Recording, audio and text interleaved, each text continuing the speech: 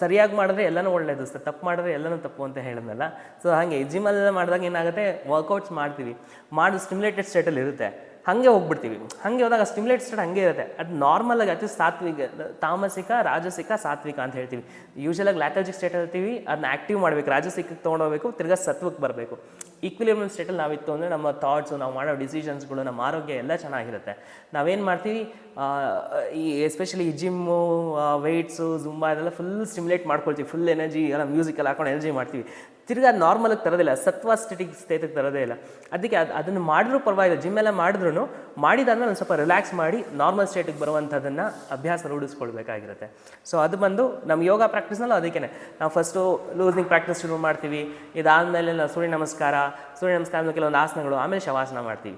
So full relaxed ಆಗಿರುವಂಥ ಅಭ್ಯಾಸಗಳಿಂದ stimulate ಮಾಡ್ಕೊಂಡು ಆಮೇಲೆ ನಾರ್ಮಲ್ ತರುವಂಥ ಸತ್ವಕ್ಕೆ ತರುವಂಥದ್ದು ನಮ್ಮ ಮುಖ್ಯ ಉದ್ದೇಶ ಆಗಿರುತ್ತೆ.